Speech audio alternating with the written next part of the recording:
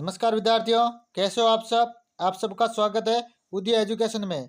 आज मैं आपके लिए लेकर आया हूँ हाफ ईयरली एग्जामिनेशन क्लास 9 विषय इंग्लिश का मॉडल पेपर, जो आपके होने वाले कल के एग्जाम के लिए मोस्ट इंपॉर्टेंट पर्सन रहेंगे। तो वीडियो को पूरा देखें और चैनल को सब्सक्राइब करें। पहला जो पर्सन है उसके अंदर पैराग्राफ दिया गया है। Read the following passage carefully and answer the question given below. सबसे पहले आपको इस पैराग्राफ को पढ़ लेना है और फिर आगे वाले प्रश्नों के उत्तर दे देना है, वीडियो को रोक रोक कर। तो चलो हम डायरेक्ट प्रश्नों पे आते हैं।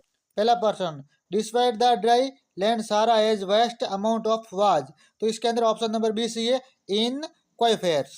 अगला प्रश्न, the shortage of water is evident from the fact that. इसके अंदर ऑप्शन नंबर सी सही है, people can not recognise rain. अगला प्रश्न, होजिल water comes from heavy rains. इसके अंदर false statement, option number c सही है। अगला प्रश्न, the word prehistoric does not mean. इसके अंदर ऑप्शन नंबर बी मॉडर्न सही है। ये मोस्ट इंपॉर्टेंट प्रश्न है, आपको पूरा पढ़ लेना है और याद करना। अगर आप पैसेज पढ़ लोगे तो पूरा समझ में आ जाएगा। The world's largest desert. Largest desert कौन सा है? तो सहारा। इसके अंदर सहारा मरुस्थल की बात की गई, इसलिए इसका ऑप्शन नंबर सी सही है। अगला प्रश्न, दूसरे प्रश्न के अंदर भी आपको पैराग्राफ को सावधानीपूर्वक पढ़ लेना है और आगे दिए गए प्रश्नों के उत्तर देना है। रोक रोक के पढ़ लो। इसके अंदर 5 प्रश्नों के आपको उत्तर देने हैं। नेक्स्ट प्रश्न, आगे तीसरे प्रश्न के अंदर आपको महात्मा गांधी गवर्नमेंट स्कूल जालोर, आपको एक प्रिंसिपल को लेटर लिखना है। क्या लिखना है? लेटर लिखना है एडमिशन के, क्लास 9 के एडमिशन के लिए, रिक्वेस्ट के लिए। अगला प्रश्न, और इसके अथवा के अंदर एक ईमेल दी गई, तो आपको ईमेल लिख लेनी है। और आगे चौथा प्रश्न, इसके अंदर आपको modern age, the age of computer, यानी इस कंप्यूटर के बारे में आपको इस खाली जगह को आपको पूरा करना है। और इसके अथवा में भी एक प्रश्न दिया गया, इसके अंदर आपको 100 से 80 शब्दों में एक आउटलाइन गिवन बिलो, यानी आपको इसके अंदर भी एक ऑनलाइन लर्निंग के बारे में आपको एक टॉपिक के आपको ऑनलाइन लर्निंग के ऊपर लिखना है। अगला प्रश्न, 5वां प्रश्न, write a story 70 to 80 words using the outline given below, given the suitable title and model to it to. इसके अंदर ए लॉयन स्लीप, यानी जो लॉयन और माउस वाली कहानी आपको पूरी करनी है। आगे जो प्रश्न है ये उसका अथवा वाला प्रश्न है। इसका टिकट विंडो, इसके बारे में आपको लिखना है। इसके अंदर डायलॉग लिखने, क्या लिखने? डायलॉग। अगला, ये सटा, fill in the blanks with correct form of the verbs given in the bracket, यानी आपको सही वर्ब भरनी है। तो इसे द पेशेंट, इसके अंदर डाई, डाई को डाइड है, सेकंड वर्ब इसकी आएगी डाई डाएगी, ठीक है। अगर वी प्ले, तो इसके अंदर प्ले जाएगा, वी प्लेज, क्या आएगा? We pledge. आगे लिखो वी इट्स टुमारो, तो इसके अंदर we will do it tomorrow, we will do it tomorrow, यानी विल का प्रयोग होगा, ठीक है। अगला प्रश्न, इसके अंदर I bought this scooter last month, यानी हमने लास्ट महीने एक स्कूटर खरीदा था।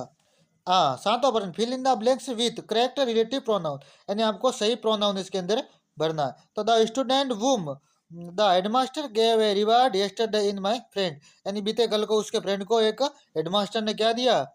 एक इनाम दिया, ठीक है। आई रीड द बुक, यानी मैंने वो किताब पढ़ी।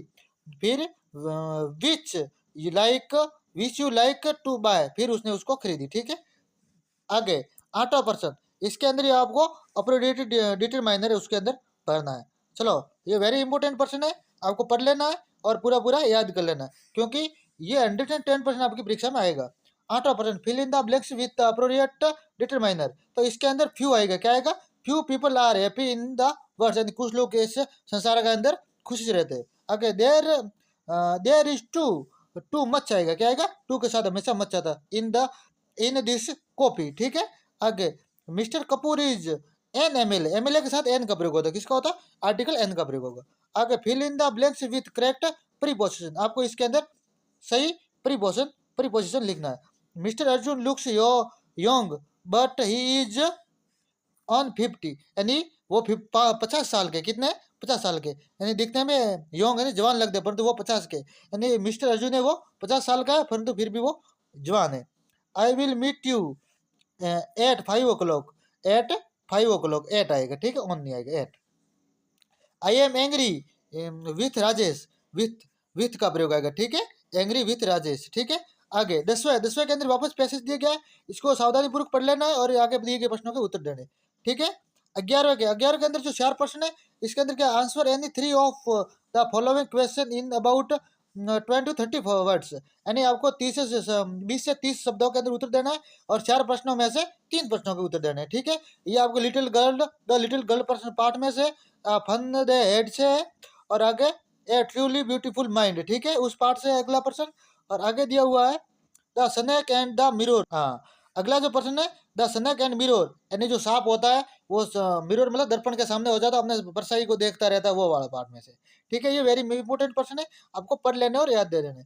आगे answer any one of the following question about 80 words, यानी 80 शब्दों में देना।